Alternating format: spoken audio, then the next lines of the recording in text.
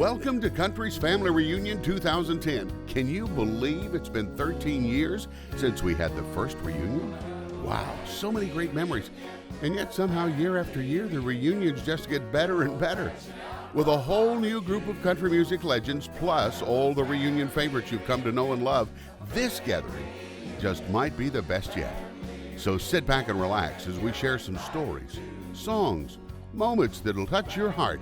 Welcome to Country's Family Reunion 2010. Everybody's invited. Everybody's here. Yeah. You know, I think John Conlee has been here for every one of our family reunions. And I was thinking earlier today, it's good that we've got him here. In case this show dies, he still has his funeral director's license and his embalmer's license. That's right, I do. Yeah, I'm all set. Let me just check Charlie's pulse. Anybody around the room that needs an embalmer? No, I think we're all good, yeah. Maybe Johnny Lee, you know.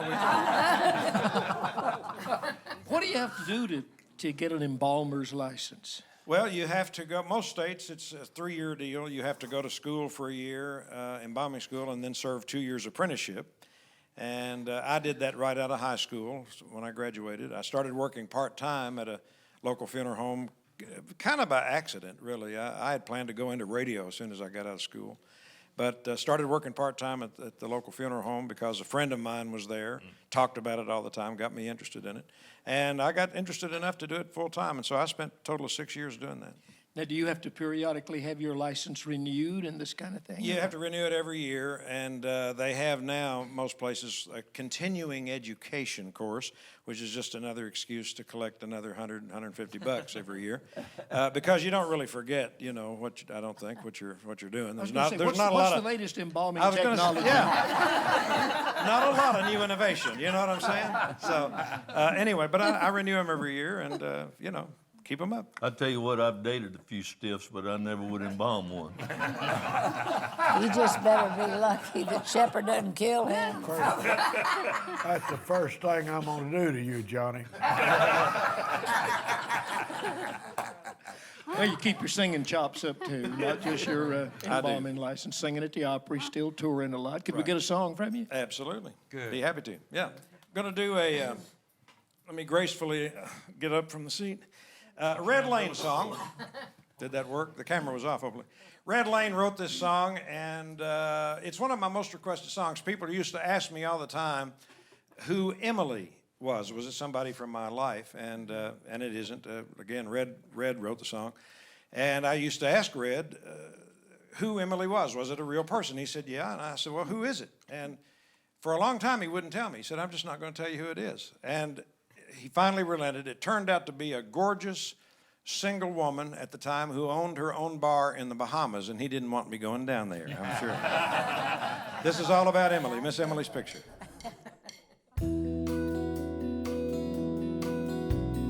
For Charlie.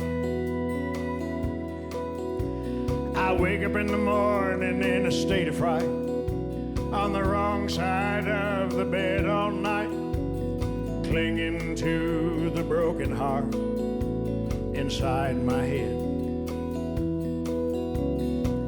Open my eyes and I move my hand from round her pillow to the nightstand and straighten Miss Emily's picture by my bed. Go to the office, the work's piled up. Pour 3 fingers bourbon in my coffee cup and cry on my best friend's shoulder down the hall. Feel so lonely when I close the door, biting my nails and I walk the floor and straighten Miss Emily's picture on my wall. Look out my window and what do I see? Nothing but pain looking back at me. And all that my future means to me is tossing yesterday's love out into the wind. And straighten Miss Emily's picture now and then.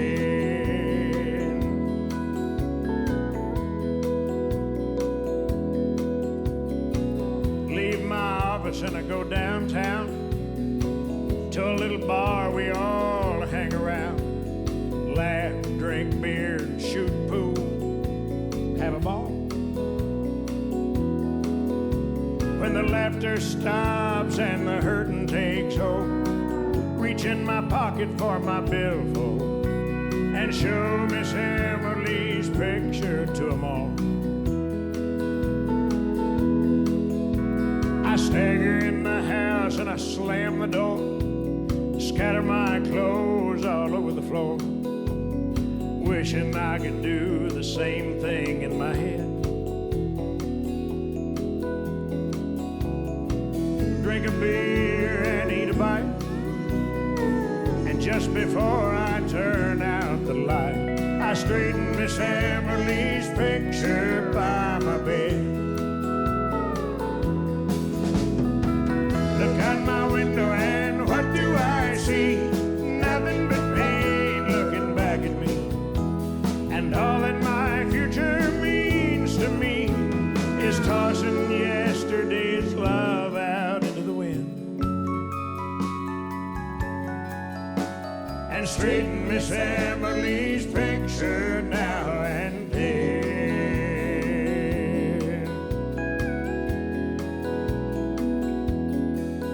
How about the band? Thanks, guys. Thank you.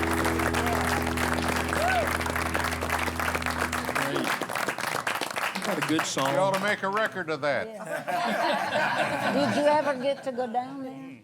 No, I never did. Actually, Red lied. It turned out that she wasn't single and she wasn't beautiful. She was old and ugly. Well, I knew her, I did too. You did? and I have been to Miss Emily's. I have too. Oh, really? Yeah. Miss all Emily's together? Blue Bee Well, then- Bar. Green Turtle Key. We haven't missed many, No, have no, we? no, no. No, we haven't. So what did you think she looked like? She's beautiful inside and out. She's like the Tootsies of the Bahamas, You're right. wouldn't you think? Exactly. Yeah. And probably that record made Red Lane enough money to go pay his bar bill would be my guess. Just kidding, Red. Didn't he used to live in an airplane? Still does. Does he really? Actually lives in an airplane. Yeah. It's on the ground. I said, where's it parked? Look at that pretty face. I am so glad that Jessi Colter is here today. We don't see nearly enough of Jessi. Of course, married for years. How many years were you and Waylon Jennings married? Well, you know, I don't buy into counting, but it was, let's see. I know, it was over 30. 30 years. What do you think Waylon would think if he walked back in here and saw all this group gathered? Would he sit down and partake of it? Oh, in the good spirit? yes. He'd have many stories to tell. He had a great sense of humor, didn't he? Oh, had a great sense of humor and remembered the stories like they happened. Yep. And could tell them just like they happened from the ground up. He just had that orator ability. You know? Where'd you meet him? I met him in Los Angeles when I was married to Dwayne Eddy, and I'd written some songs. Chet Atkins at that point had accepted 4 out of my 5 I first sent him. And so Dwayne was wanting Waylon to hear a song I wrote. And he took me into the studio, which I didn't think was proper, you know, while Waylon was recording Norwegian Wood, and met, and he liked this song. It was Living Proof. It wasn't Hank's song. It was my song. And we made a demo on the spot, you know. It was all a surprise. And then later, a couple of years later, when I was divorcing and Waylon was divorced from his current wife, we met up in Phoenix at a place called JD's, which Waylon made pretty famous there. And there again, Johnny Darrell went with me that night and said, "You got to hear her sing." I thought, oh gosh, why are these guys doing this to me?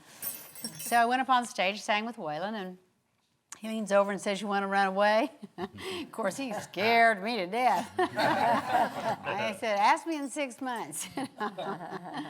And that's how we met. We met in Arizona. Yeah, Catch us up with what you've been doing.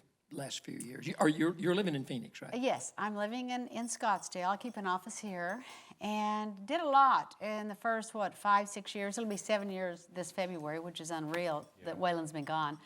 But I did a lot. I did benefits. Hank Williams Christopherson came out to the club where Waylon began there. It's now called Handlebars. It was Wild Bills. We just did these great, established a satellite station, Outlaw, from Phoenix. I did benefits, I did shows. I recorded with Don Was an album called Out of the Ashes, which was marvelous fun, and the press received me very well. And I just did a lot of things. I've kind of been working on a project for almost 3 years now of the Psalms, doing a Psalms project with lnk in New York. And also we're working on a tribute album that will be out in March to Waylon, pretty unorthodox, pretty organic, myself, Shooter, Chris Christopherson, ZZ Top, Bob Seger, Trace Atkins. There's a number of the new artists that are on there. Possibly Taylor Swift will come in. We're about to wind it all up. But in any case, it's going to be an interesting honorary to Waylon. Then I'll follow up with an album with some of my peers that I love to write with.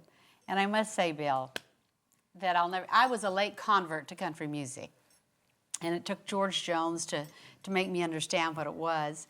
And when George first discovered Melba, we were in contact, and he had just gone bonkers over Melba. I didn't get a chance to say that earlier. But anyway, as a result of me coming into it, country music, your song still breaks my heart. I mean, when something that many years later that came into your heart early can still break your heart. Now, to me, that's the mark of true artistry. And I'll never forget that. So, I mean, I was delighted to hear who all was going to be here today. And some of you I know and some of you I don't. But I remember so much hearing these names of coming here in the early 70s, late 60s, hearing about things that had already gone on. Harlan Howard introduced me to the enthusiasm, he had for songwriting, brought me into, a circle. Waylon was in that Wild Bunch. Roger Miller had just, hit, and then he and, Hank was just starting to write, still, what kind of bird is that? The one, God, that song kills me. Anyway, it was a new kind of thing. Chet and Waylon had produced me, and Chet was moving away from the Nita Kerr singers into the next sound. There's just been so much that's gone on here that I did know about and have a hand in, a small hand, but compared to everybody else here. But Charley Pride was a big part, too, of us moving forward, because when I met Waylon, he was really down on his confidence for songwriting. And Charley had been a wonderful friend, and Charley was the sound barrier breaker, shall I say, at that time in the whole world. And his coming into this field and doing what he was doing, hot, was hardly a description for Charley Pride. And so Waylon, we'd gone to visit he and Rosine, who is an all-time gal, his wife, and Waylon was showing the song Good-Hearted Woman to him. And it was only the second song he had written in some years, and we'd been together just like about a year or something. And he had written this song, and he and Willie, but actually he had the whole song. Willie wrote one line, I must say that. And he gave Willie half the song, but that's just the way it went down. Anyway, Charley said, I like that song. I'll cut that song. That song's a single. Waylon went right into the studio and cut it. That's what he did. Charley's the reason That's what he did. My wife fixed him a. He like. Ever seen anybody like spaghetti sandwich? She fixed him. He wanted a spaghetti sandwich. She fixed him a spaghetti sandwich. He said, "You like this song?" I said, "Yeah, I heard it. A long time forgot." And I heard it. A long time forgotten. I said, "Oh, he's gonna give me that song." It was great. That's why that song got cut. Is there any Waylon material that has never been released that we might hear one of these days? Oh, yes. Oh, yes. We have a number of masters. I'm just winding up all the digitizing of things that he's done. Yes, songs that he wrote. in the last, few years, 10 years of his life, things that haven't been cut by anybody else yet. And then, I've got the best. When the right man comes, he gives me the right money for this. I've got the best showing of Waylon and George Jones in a 24-hour period in the studio together, trying to sing, together. It is a major piece. Like a video? No, it's audio, but it's a George may want to buy that from you. Who? George. Yeah, that's a good idea. Say Nancy. Of course, you and Waylon had the one son, Shooter. Yeah. Catch us up, because I know he's in the music business. What's he up to? He's living in Los Angeles, just finished an album that will, in fact, he had his first digital single just released this week. It will come out in March, and it's actually a fantasy, but there's a lot of it that's true.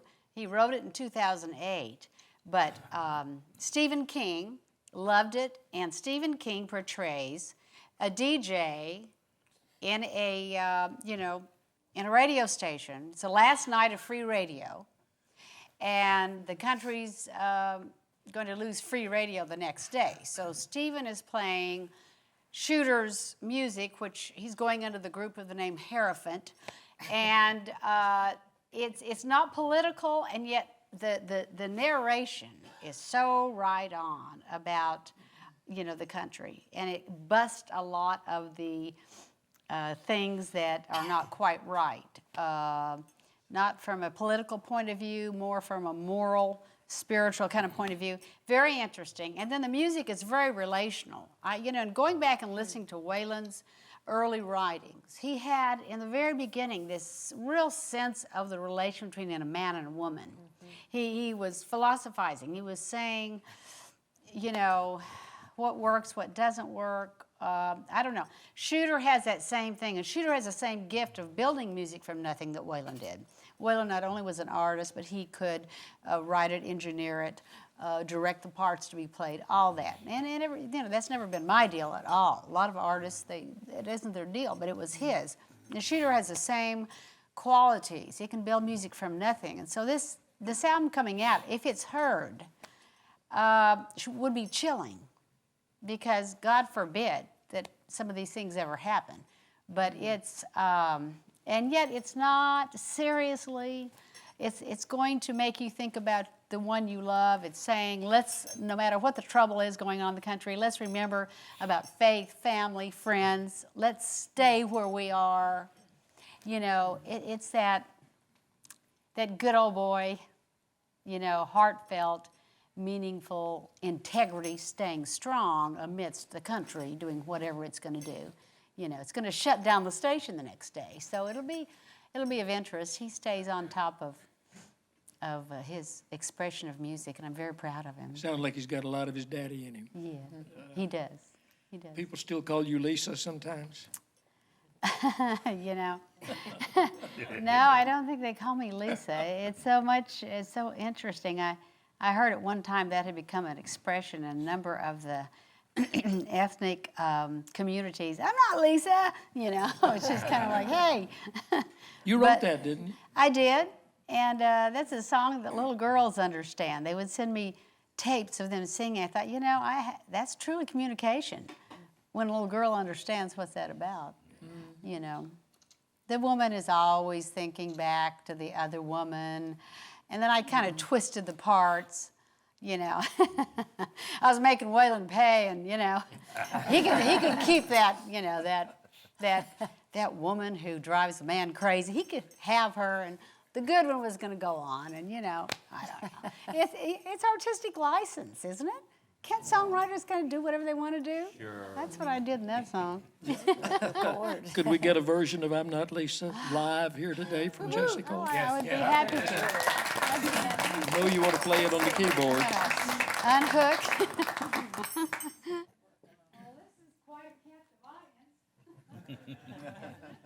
Wow.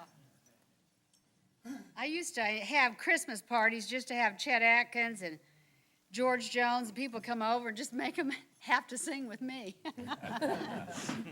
This is a little like that. And then Farron Young, I must say what he told me, because, you know, Farron could really talk. He could really talk dirty. And he told me, he says, Jessi, you know, I learned to talk cussing cows. That's how I learned to talk. I thought, wasn't that cute? That's quite the explanation. I'm nervous, but I'm not afraid to be nervous. How about that?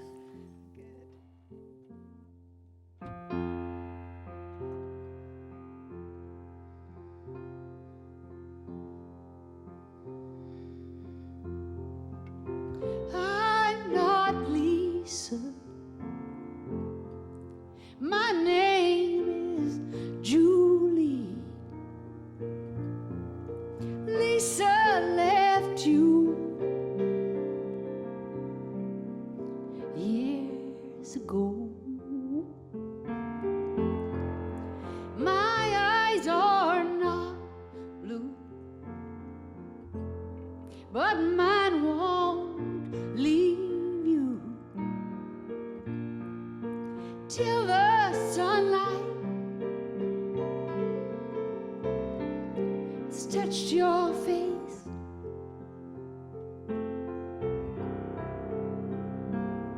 She was your morning light.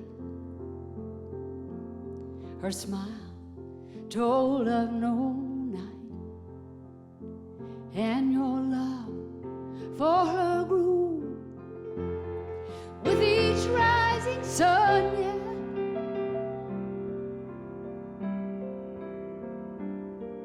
And then one winter day,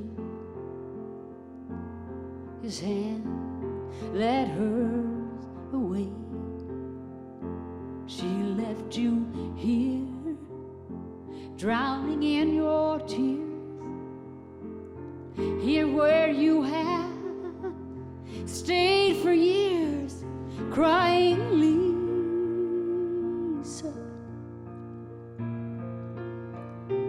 Lisa, I'm not Lisa. My name is Julie. Lisa left you years ago. My eyes are not blue, but mine won't leave you till the sunlight comes through your face. I'm not Lisa.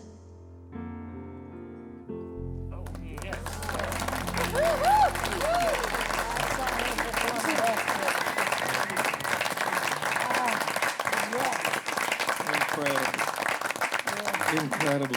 Jessi Colter. Wow. You sucked all the air out of the room. No, nobody's got a thing to say to follow that. I saw. What was she said? I'm nervous, but I'm not scared. What'd you say? Yeah. Not scared to be nervous. Scared. I'm nervous. She talked about her songwriting, but I saw Jessi do one of the most effective things as an artist I've ever seen. Years ago, I went to see you at the Exit Inn. Oh, God. And she was singing, and as can be in some of those places, it was just getting so noisy. Everybody was talking and everything, and I thought, how is she gonna get this crowd quieted down to sing I'm Not Lisa? Of course, you know. So anyway, we're all sitting there, and all this rumble going on, and she just sat there with her head looking down until the room quieted, like, I guess they were like me, is she all right? But she sat there looking down and quiet until that whole room got still, and then she reached that little finger up and went, dun, dun, dun, and I'm like, whoa, you know. It was so effective. You say it best, you say nothing at all. Everybody looks at, do you remember that night? You know, I don't remember that night. Well, you know, her You were voice awesome. is so awesome. Yeah, it commands that you listen. That's right. I think if you hadn't sat quiet, they'd have shut up once you started. Yeah. And Thanks, Barbara. I mean, that's just, it's so powerful, wonderful. Well, she's not too big, so she has to have something, have a big voice or something. Well, with the voices in this room, I don't even begin to compare, but I'm little, but I'm loud. Are you writing any songs today? Yes, I am. I am, and you know, they're rather hard to describe because, you know, as time goes by, something happens, and even though you're writing songs to people and so forth, you kind of, I don't know, I'm addressing in these songs that I am writing, I'm addressing it, I guess, directly to God. It's just a sound, it's a happening, it's something that's going on. So they're very relational, but if you listen, you know it's deeper than just, you know. So I'm writing that and looking for the next good man to make me write a really good, sexy song. All right. Yeah. You want to give out an address? Telephone number. Yeah. Hey. I spent a lifetime looking. Charley, did you, obviously you and Waylon were on the same record label at the same time. And did you tour with him very much? We didn't tour that much. I worked some with him, but last time I remember working with him was in Reno, Nevada. We did a thing at one of the casinos together out there around Christmas time. But I signed a year after he did with RCA, and we used to sit at Capitol Park Inn, used to be the place when you come to Nashville, you know, to hang out, and that's before they tore down the old Hermitage and everything.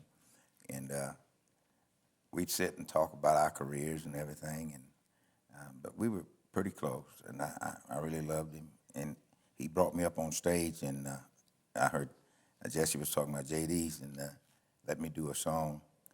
I did 2 songs really, and we expressed how we felt about each other. I tell this on my shows because I do a tribute to Marty and Waylon and Conway and Johnny on my shows. And I tell how we met and everything, and what happened. And if you'll see, you know, pictures of me with the microphone in my hand, I did these 2 songs and headed for the hotel, and we stopped at this red light, and this body came around in front of the headlights and knocked on the window. So I turned the window down. We didn't have that zzz.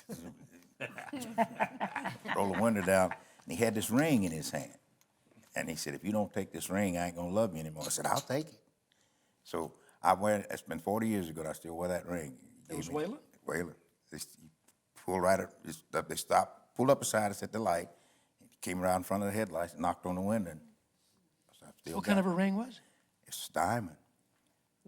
Pretty diamond. I wear it all the time. I don't have it with me now, but I wear it on stage all the time. And he just wanted you to have it and gave it. He said, if you don't take this ring, I ain't gonna love you anymore. I said, I'll take it.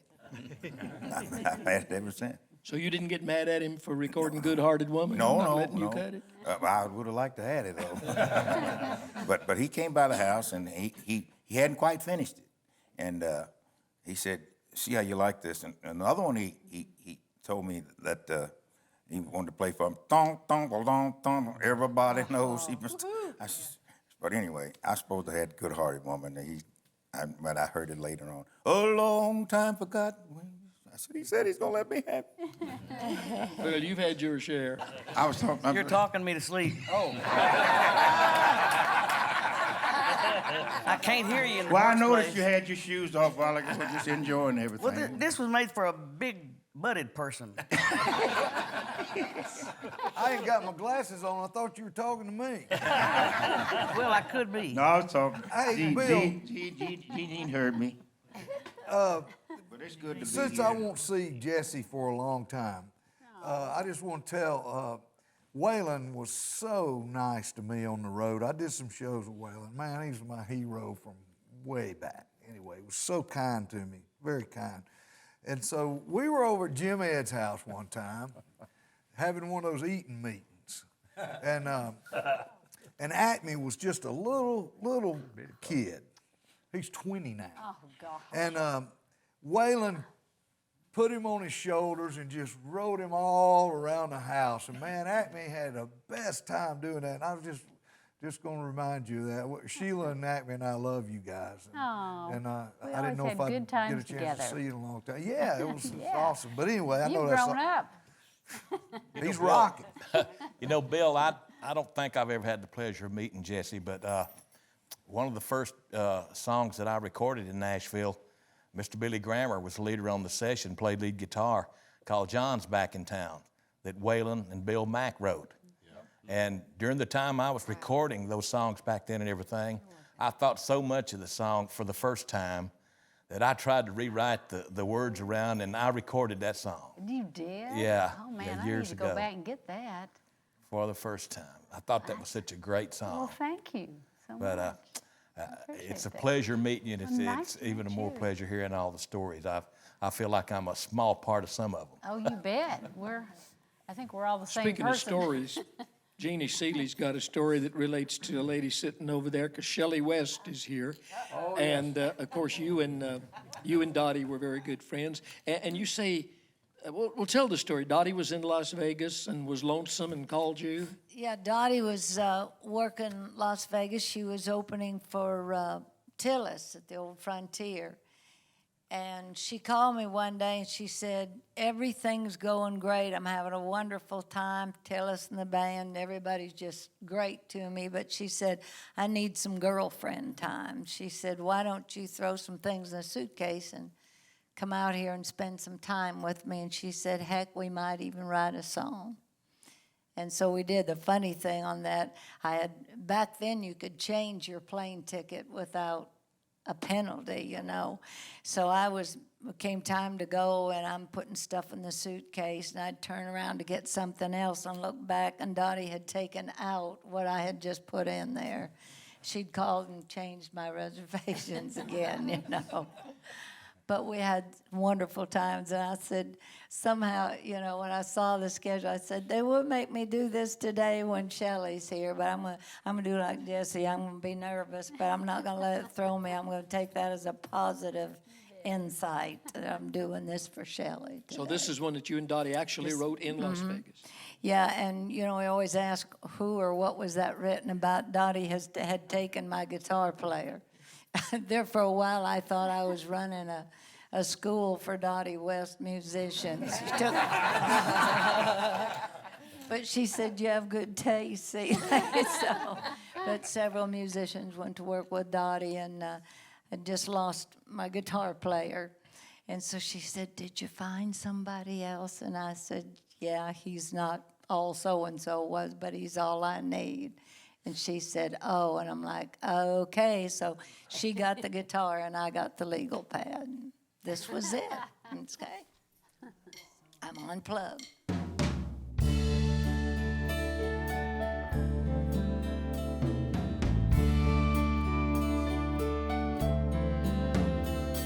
The pain was just a temporary thing. He came into my life just like a dream. He could never be what you have been to me. He's not all you were, but he's all I need. He does the same things that you used to do. Somehow it's not the same as it was with you. Since things have been so bad, he's been so good for me. He's not all you were, but he's all I need. He's all I need to make it through my night.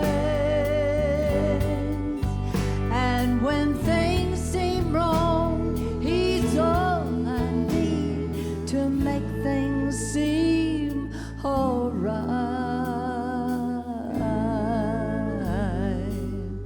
He could never take the place of you, but he knows I don't even want him to. And time I learned to love him, I hope he'll still love me. He's not all you were, but he's all I need. He's not all you were, but he's all I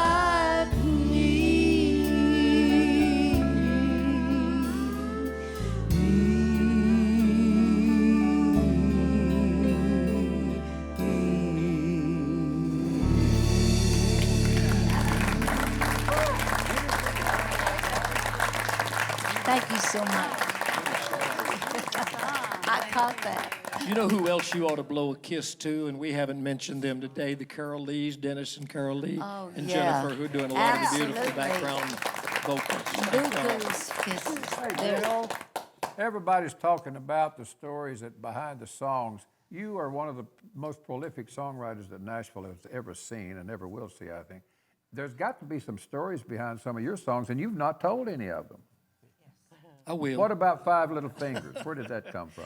That's one of my Can I favorites. go there a little later? Well, what do you mean later? Well, because I got a couple other things. I may have to leave. I'll come over at your house and tell you all about it. Hey, Bill, he can get the video. No, that's very kind. I appreciate that. But I'm going to do a little something later on. I'll talk about it a little bit then. How about Peel Me a Nanner? Thank you. How about Peel Me a Nanner? I didn't write that. I take the fifth. No, I wanted to go up. I wanted to go back up. I figure one pretty girl deserves another. Last time we were together in the circle, we had kind of a Western theme with the Riders in the Sky and Waddy Mitchell, and we talked a lot of Western stuff. And there's a lot of bluegrass people in and out today, and nobody has been more successful in bluegrass music in recent years than that pretty lady, Miss Rhonda Vincent. And we're so glad that you're in the circle with us today. You haven't always been bluegrass, though. I mean, your early records were what we just called traditional country, weren't they? They were. When I grew up in a musical family, it was considered country music. We listened to the Grand Ole Opry, most everyone here today. That's why it's amazing to me to sit here today and to see people that I admire so very much. And, you know, I grew up in a musical family, traced back 5 generations. At that time, it was country music. When I was 5, we had a television show, a radio show, and it was like a variety show. My Aunt Catherine sang like Kitty Wells. My Grandpa Bill would sing Bill Monroe songs, and so it was a mixture. But still, my dad would play electric guitar, and I want to say hi to Billy over there because a story that I don't know if we have time for, but it reminded me when I saw Billy. When I was 7, we performed in Marceline, Missouri, and many of you probably performed at the Frontier Jamboree for Buck Cody or Buster Doss. Yep. And Billy came through there, and he was on the campaign tour with George Wallace. Right. And his guitar got stolen, his Grammer guitar, I believe. And he had purchased, in the midst of this campaign, a Gibson guitar, blonde. And it was the actual day that Wallace was shot. And that guitar is on, I believe, Time magazine. And because he hated that guitar so much, he sold that to my dad, and he still has it. So Yep. I'm going to treasure that. I remember that. Yes. Well, he still has it and loves that guitar. But just grew up in a wonderful family. At the Frontier Jamboree, seeing so many of the stars come through there. The day that Jeannie Pruitt's Satin Sheets was a #1 song, I believe I was 9 years old, and I got to sing harmony with her on Satin Sheets on that stage. So, you know, surrounded by country music. But my father had a car wreck when I was 2 years old, and was paralyzed from the neck down. And though music was prevalent, I think that at that point, he saw this as a way to keep us close. He eventually could walk with a cane, And so in an effort to keep us nearer him, he would pick me up from school every day, and he and Grandpa and I would play till dinner. And after dinner, friends came over, and we played till bedtime. So music was constant. The kids, as Darren and Brian came along, I think he discovered, we went to our first bluegrass festival. And this, I think, was a pivotal moment for him. And he said, you know, I can keep my kids close by, do something with my family, make a living. At one point, we went to Texas, again with Buster Doss at Buck Cody. And he had Six Shooter Junction, where I met Barbara Fairchild. And just so many memories like that. And Roy Acuff was there. I think that's the first night I met him. But traveling with my family all of my life, and finding that going from country music, I guess, to bluegrass, it was something that my dad could do. And we traveled the world. I ended up meeting James Stroud and Jack McFadden, and I look at that as 5 years of my musical college years.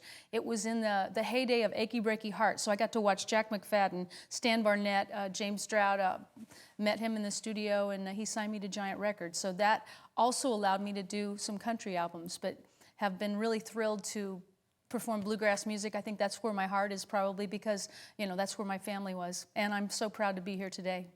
You mentioned your little brother, Darren. Yes. He's doing pretty well now. He's doing very well. A duet, a bluegrass duet. We call him the test baby, you know, because Dad was paralyzed when I was 2, so it was 4 years later. If you ever wonder what was wrong with him, you can tell him. Talk a little bit about, because Daly and Vincent. Daly and Vincent, it's my brother. He worked with Ricky Skaggs for 11 years, I believe. Yeah, he's part of our family too. Absolutely. You know, Darren is one of the greatest harmony singers and bass player. Well, he played everything. He's the guy that when he said, I told Dad, he said, I'm going to take a fiddle break. We were playing at Silver Dollar City, and in the middle of the song, he was probably, I don't know, 5 maybe, and he said, Dad, I'm going to take a fiddle break. And Dad's in the middle of the song saying, you don't know how to play the fiddle. He goes, yeah, I do. And he came up and took a fiddle break. And same thing, he announced to my dad one weekend when he was probably 10 that he was going to be our new guitar player in the Sally Mountain Show. And Dad said, but you don't know how to play guitar. Never saw him ever pick it up. He became the guitar player. So he just always has had a really natural talent for performing and playing and singing, and an incredible ear. Well, boy, they're doing terrific. He's a great bass player. Absolutely. Rhonda, Yes. my guitar had been stolen in Flint, Michigan, and Fred Walker Music in Baltimore sold me that guitar that your dad has got, and your dad loved it so much I just let him have it for what I gave for it, you know. Aww. Yeah, that's the story Well, on it. it's a great guitar. Mm-hmm. You normally work with your band, great band. I do, called The Rage. Can you work with these I guys would love over to here? sing a song. You know, this is a song that I sing with The Rage, and it's an Ernest Tubb song. It's an Ernest Tubb song, and Ernest Tubb was my grandpa's favorite. So I love the chance to get to sing it kind of, I guess not necessarily Ernest Tubb style, but in a little swing style. It's one called Driving Nails in My Coffin. Yeah.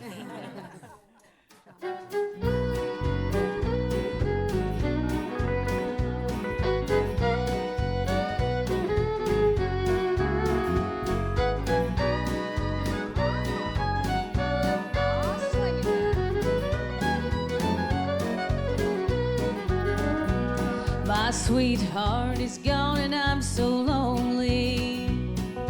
I've been so sad and so blue. I started out drinking for pastime, driving nails in my coffin over you. I'm just driving nails in my coffin every time I drink a bottle of booze. I'm just driving nails in my coffin, driving those nails over you.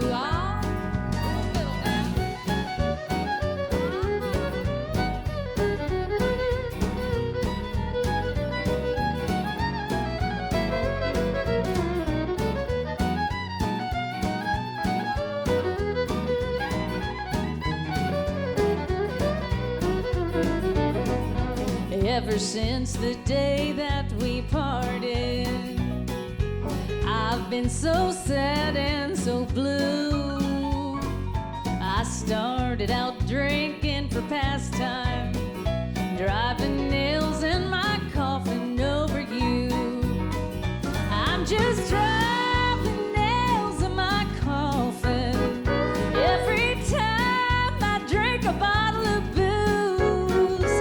I'm just driving nails in my coffin, driving those nails over you.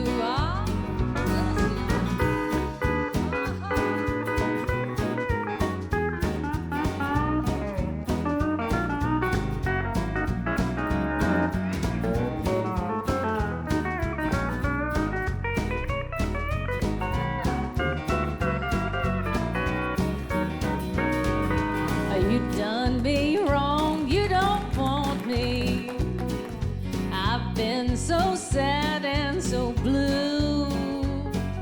I started out drinking for pastime, driving nails in my coffin over you. I'm just driving nails in my coffin every time I drink a bottle of booze. I'm just driving nails in my coffin, driving those nails over you. One more time.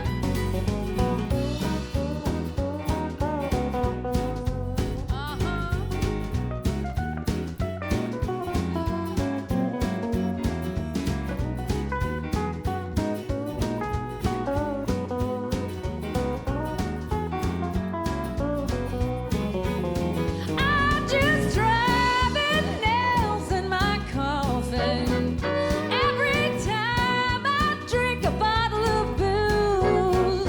I'm just driving nails in my coffin, driving those nails over you. Yes, I'm driving those nails over you.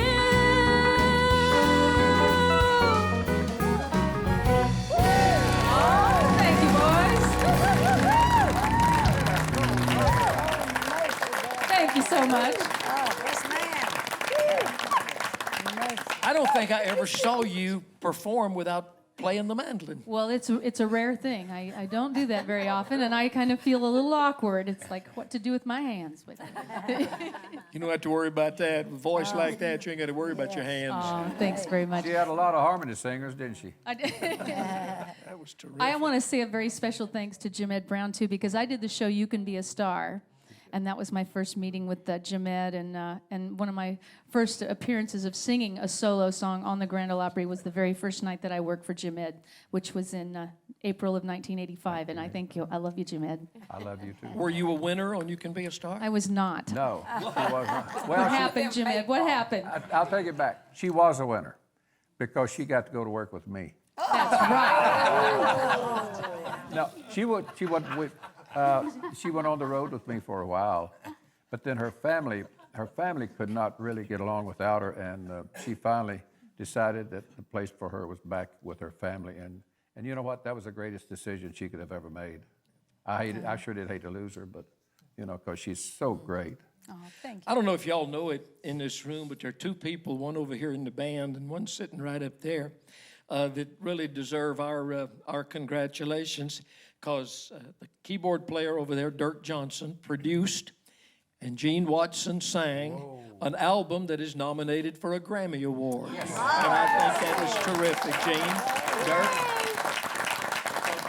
Dirk, congratulations. Talk a little bit about it, Gene. Oh, I don't know which microphone to talk through, but I had. It's okay, we can't hear none.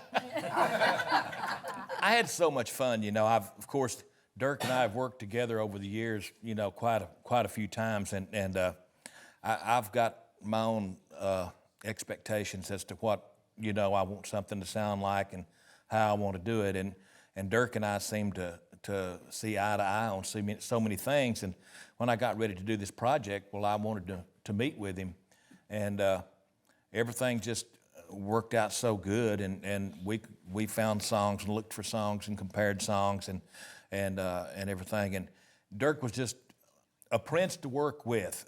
I've never worked with anybody that worked any harder on anything, and if he can make me sound as good as he did on that project, he's even better than I could describe.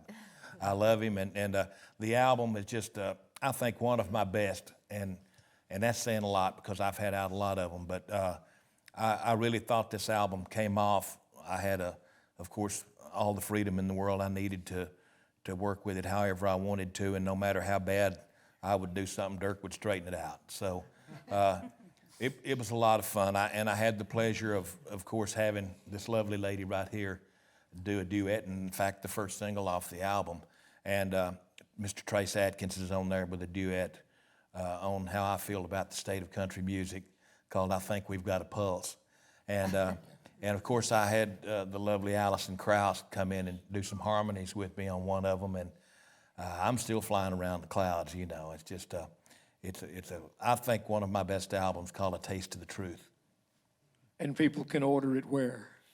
Well, they can go to GeneWatsonMusic.com here in Nashville. Ernest Tubbs Record Shops has got it. You can buy it at Best Buys. There's a lot of retailers where you can get it, but if all else fails, we'll just get in touch with GeneWatsonMusic.com, and they can tell you, we'll send you a whole box of them.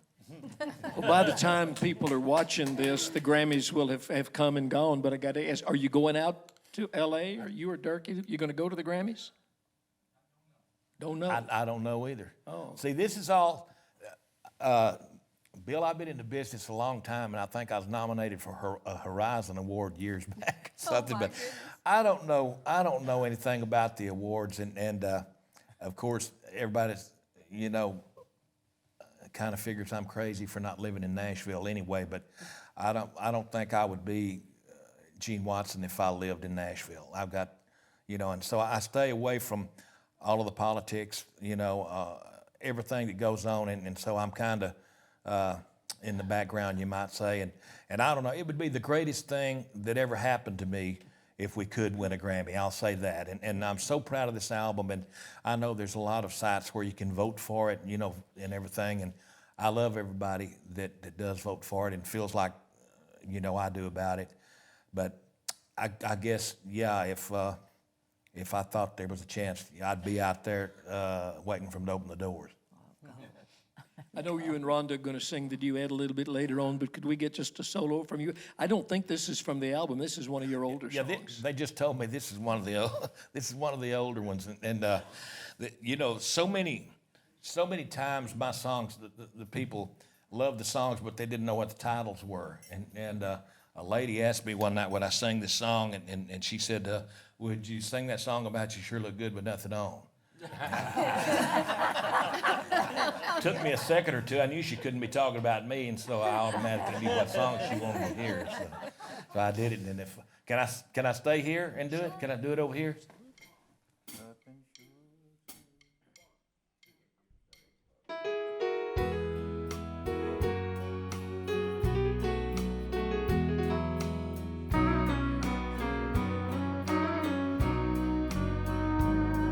You found your greener pasture in a mansion on the hill with a flashy foreign car to drive and lots of time to kill.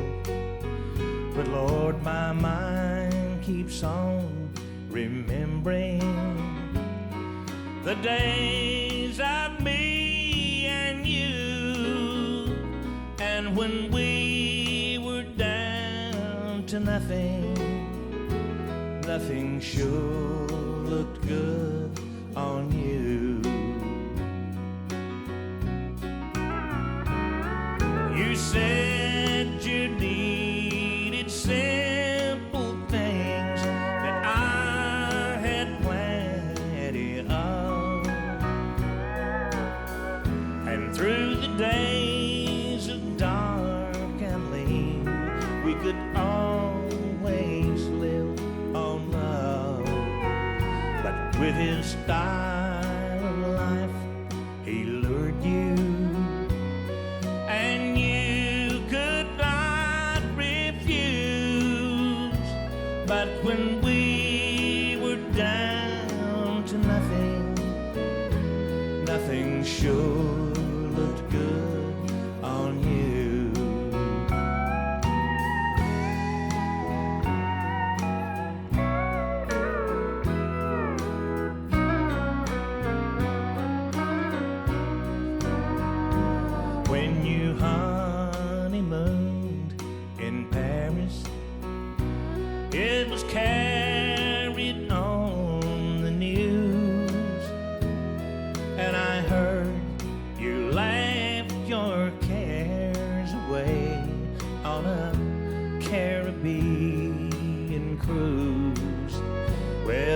were always one for dreaming. Now your dreams can all come true. But when we were down to nothing, nothing sure looked good on you. You said you needed simple things that I had plenty of. And through the days of dark and lean, we could always live on love. But with his style of life, he lured you, and you could not refuse.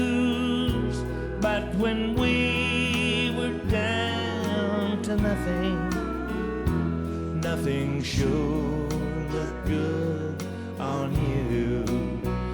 Oh, when we were down to nothing, nothing sure looked good on you.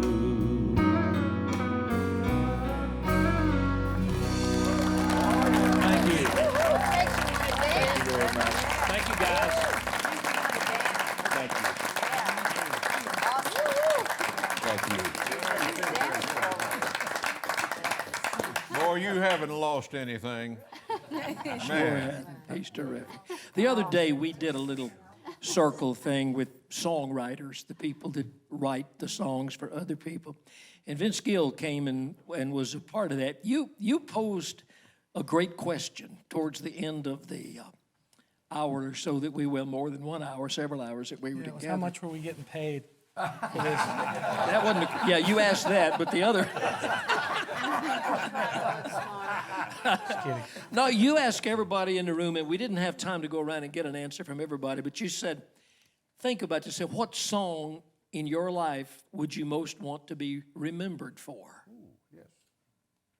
Which is a great question. It made me think, and it made all of us think.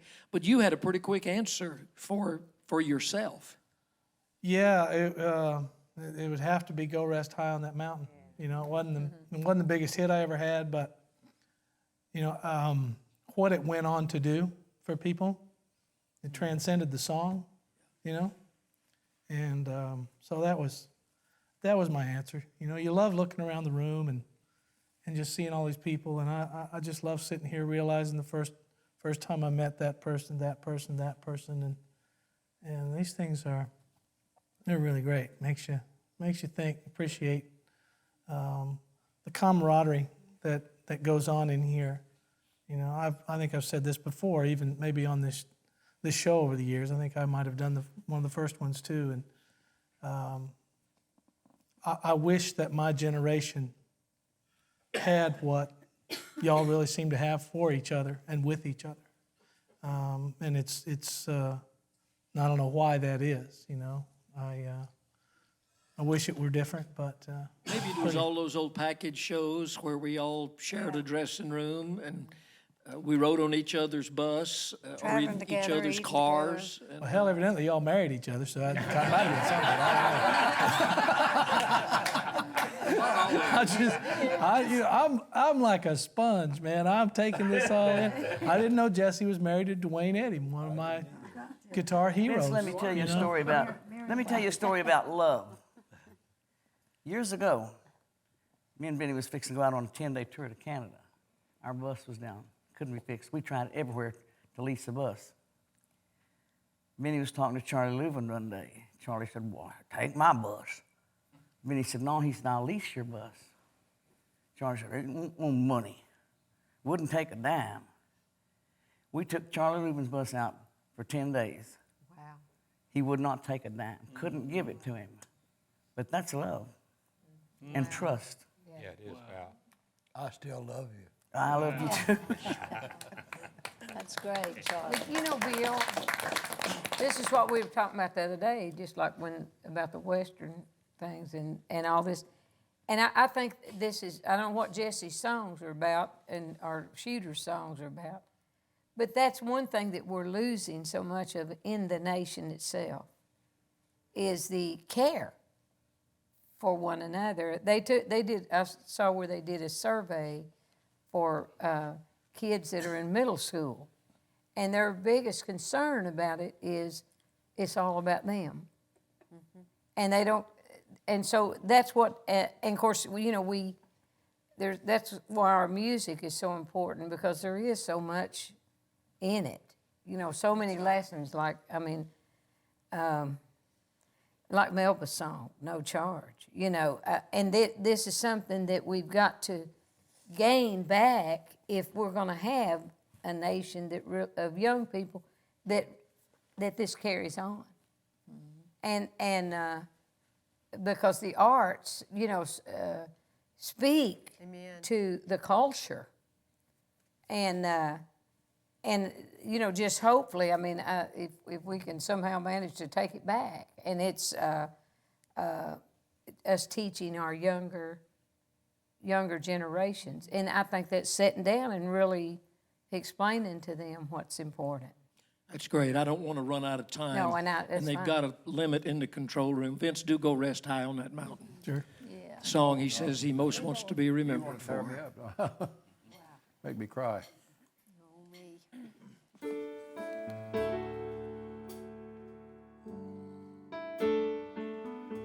All I ever wanted to do, man, was I wanted to be a musician, pick the guitar like Hank Garland, be able to write a song like maybe Hank Cochran, and sing with the soul of Hank Williams. So you can call me Hank, Triple Hank. I'm trying so hard. And Billy, I want to hear you play guitar solo on this. You've been itching to play all day long. I know your life on earth was trouble, and only you could know the pain. You weren't afraid to face the devil. You were no stranger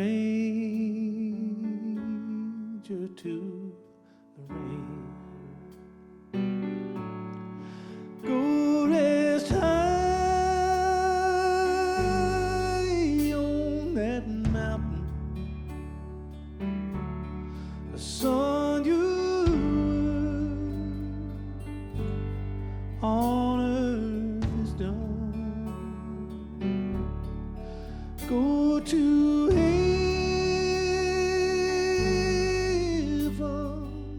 shouting, love for the Father and the Son.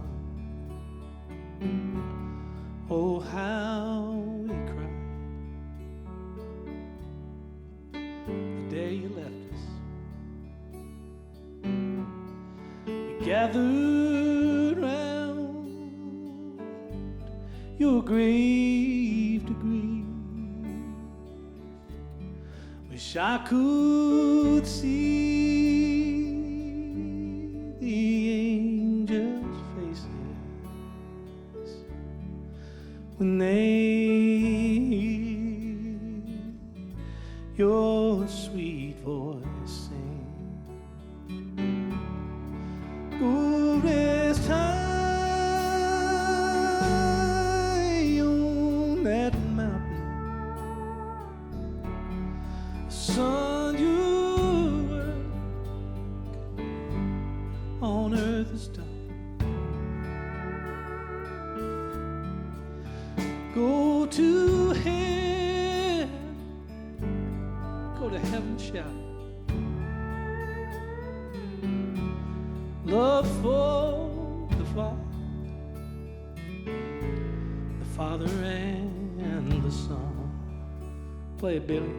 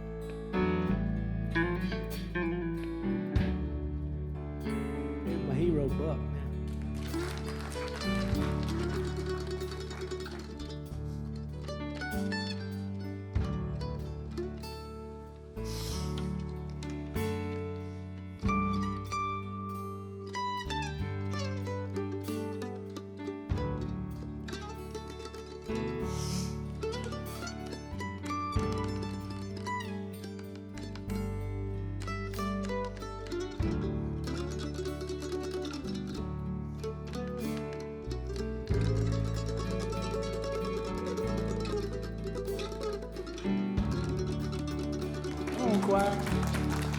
Oh, this time on that mountain, the sun you were on earth is done. Go to heaven shouting love for the Father and the Son. Go to heaven shouting love for the Father and the Son.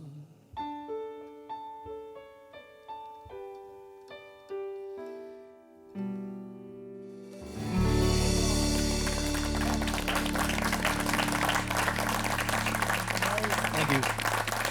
Thank you, Beach.